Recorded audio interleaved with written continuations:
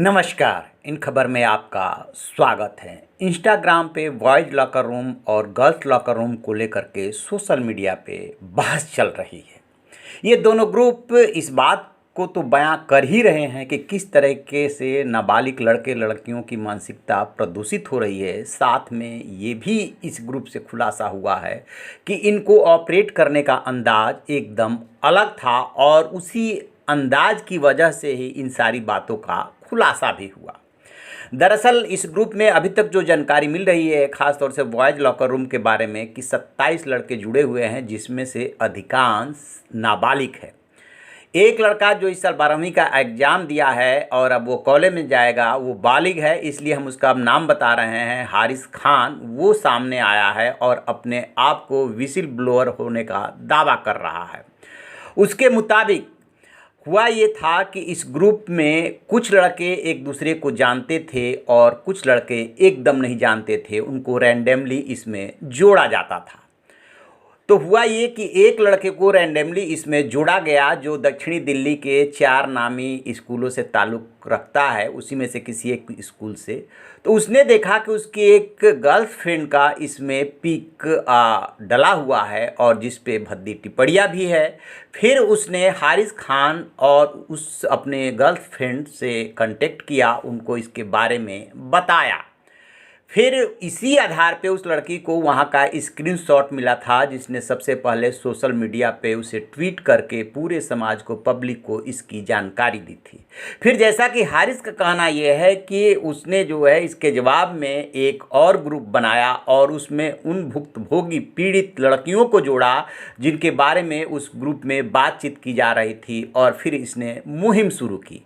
हारिस का ये भी दावा है कि जब ये पूरा सब कुछ पब्लिक डोमेन में आ गया और कैसे पुलिस में मामला पहुंचा, इसके बारे में उसका कहना है कि उसे जानकारी नहीं है। हारिस से एक चैनल ने बातचीत की है, उसी में इसने ये पूरी जानकारी दी है और फिर उसने उस ग्रुप को भी छोड़ दिया। तो वो हारिस अपने आप को विसिल ब्लोअर होने का दावा कर रहा है। अब इस बात की जानकारी नहीं है कि क्या वो इन सारे मामलों से बचने के लिए ऐसा कर रहा है या वास्तव में ऐसा उसने किया कि इस मामले का भंडाफोड़ किया।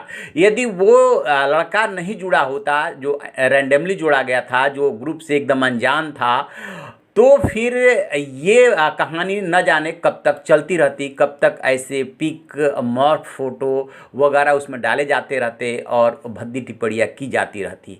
इसी में से बाद में जब मामला फैलने लगा तो 2 लड़कियों ने अपने पेरेंट्स से शेयर किया था और साकेत के एक स्कूल ने इसकी शिकायत पुलिस से की थी। एक पेरेंट ने भी पुलिस से अपराध क्राइम ब्रांच में शिकायत की थी और फिर ये कहानी परत दर परत खुलती चली गई।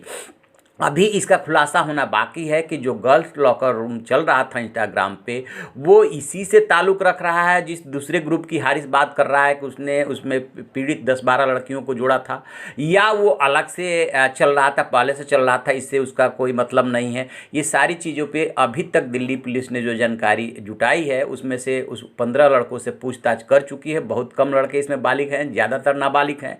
एक गिरफ्तारी पहले हो चुकी है, अब एक हारिस की भी बात आ रही है। अब देखते हैं कि आगे इसमें कौन सा खुलासा होता है। खैर, ये बहुत बड़ा इशू इसलिए है कि ये सवाल कानून तोड़ने का नहीं है या लॉ एंड ऑर्डर की बात नहीं है। बात किस चीज़ की है कि समाज की और मानसिकता की, किस तरीके से नेट का दुरुपयोग हो रहा है। छोटे नाबालिग और नासमझ कह सकते हैं बच्चों के हाथ में स्मार्टफोन पहुंच गया है, आज़ादी मिल गई है कुछ भी लिखने बोलने की, और उसका इस तरीके से इस्तेमाल हो रहा है। तो इस पर भी बहस होनी चाहिए कि ये रुकेगा कैसे। तो आप ऐसी खबरों के लिए देखते रहिए हमारा डिजिटल चैनल इन खबर। Thank you.